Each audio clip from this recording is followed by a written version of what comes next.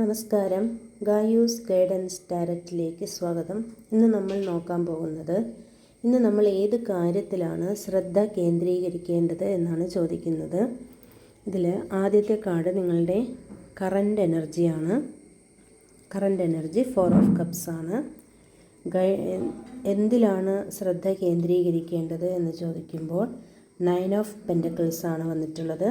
ഇങ്ങനെ ചെയ്താൽ നിങ്ങൾക്ക് എന്ത് കിട്ടും എന്ന് ചോദിച്ചാൽ നൈറ്റ് ഓഫ് പെൻറ്റക്കിൾസ് ആണ് വന്നിട്ടുള്ളത്. ഇതിൽ ആദ്യത്തെ card current energy 4 of cups ആണ്. 4 ഓഫ് കപ്സ് എന്ന് പറയുന്നത് ഇപ്പോൾ നിങ്ങളുടെ എനർജി എന്ന് പറയുന്നത് ഒരു മടി അല്ലെങ്കിൽ ഒരു താല്പര്യമില്ലായ്മ അല്ലെങ്കിൽ ഒരു നിരാശ, ആ രീതിയിലാണ് നിങ്ങളിരിക്കുന്നത്. നിങ്ങൾക്ക് അവസരങ്ങൾ ലഭിക്കുന്നുണ്ട്, പക്ഷെ നിങ്ങളത് ഒരുപക്ഷെ ശ്രദ്ധിക്കുന്നില്ല എന്ന് തോന്നുന്നു. അല്ലെങ്കിൽ എന്തെങ്കിലും ഒരു പുതിയ കാര്യത്തിനോട് നിങ്ങൾക്കൊരു ഇഷ്ടമില്ലായ്മയോ അങ്ങനെ എന്തോ ഉണ്ട്. ഒരു പക്ഷേ നിങ്ങളിപ്പോഴുള്ള അവസ്ഥയിൽ നിങ്ങൾ സാറ്റിസ്ഫൈ അല്ലായിരിക്കാം, പക്ഷേ അതിന്നൊരു മാറ്റം വരുത്താനും നിങ്ങൾക്ക് സാധിക്കുന്നില്ല. മടി, അലസത പോലെ അങ്ങനെ ഇരിക്കുകയാണ്. ഇനി നിങ്ങൾ എന്തിലാണ് ശ്രദ്ധ കേന്ദ്രീകരിക്കേണ്ടത് എന്ന് ചോദിച്ചാൽ 9 ഓഫ് പെൻറ്റക്കിൾസ് ആണ് വന്നിട്ടുള്ളത്. നിങ്ങളിപ്പോൾ ശ്രദ്ധ കേന്ദ്രീകരിക്കേണ്ടത് നിങ്ങളുടെ സുരക്ഷിതത്വത്തിലാണ്. സാമ്പത്തികപരമായ കാര്യങ്ങളിൽ ഒരു സ്ഥിരത കൈവരിക്കാനും നിങ്ങളുടെ കഠിനാധ്വാനത്തിൻ്റെ ഫലങ്ങൾ അനുഭവിക്കാനുമുള്ള നല്ല സമയമാണ് ഇത് എന്നാണ് കാണിക്കുന്നത്.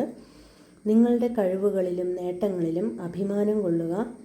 സ്വയം പര്യാപ്തത നേടാനുള്ള ശ്രമങ്ങൾ നിങ്ങൾ തുടർന്നുകൊണ്ടേയിരിക്കുക.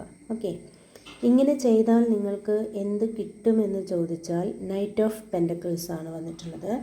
നൈറ്റ് ഓഫ് പെൻറ്റക്കിൾസ് പറയുന്നത് നിങ്ങളുടെ ലക്ഷ്യങ്ങൾ സാവധാനത്തിലും സ്ഥിരതയോടെയും മുന്നോട്ട് കൊണ്ടുപോകണമെന്നാണ് കാണിക്കുന്നത്. ഇതിന് നിങ്ങൾക്ക് നല്ല ക്ഷമയും സ്ഥിരോത്സാഹവും ആവശ്യമാണ്. നിങ്ങൾ ചെയ്യുന്ന കാര്യങ്ങളിൽ വളരെ ശ്രദ്ധയും കൃത്യതയും നിങ്ങൾ പുലർത്തണം. എടുത്തു ചാടി ഒരു തീരുമാനത്തിലേക്കും പോകരുത്. ചെറിയ നേട്ടമാണെങ്കിലും അത് നിങ്ങൾക്ക് വിലപ്പെട്ടതാണ്. ഓക്കെ, ചുരുക്കത്തിൽ ഇപ്പോൾ നിങ്ങൾക്ക് ഒരു താല്പര്യമില്ലാത്ത അവസ്ഥയായിരിക്കാം, എന്നാൽ നിങ്ങൾ ശ്രദ്ധിക്കേണ്ടത് നിങ്ങളുടെ സാമ്പത്തിക സുരക്ഷിതത്വവും സ്വന്തമായി പര്യാപ്തത നേടുക എന്നുള്ള കാര്യത്തിലാണ് നിങ്ങൾ ശ്രദ്ധിക്കേണ്ടത്. ഇതിലൂടെ സ്ഥിരമായൊരു മുന്നേറ്റം നിങ്ങൾക്ക് നേടാൻ സാധിക്കും.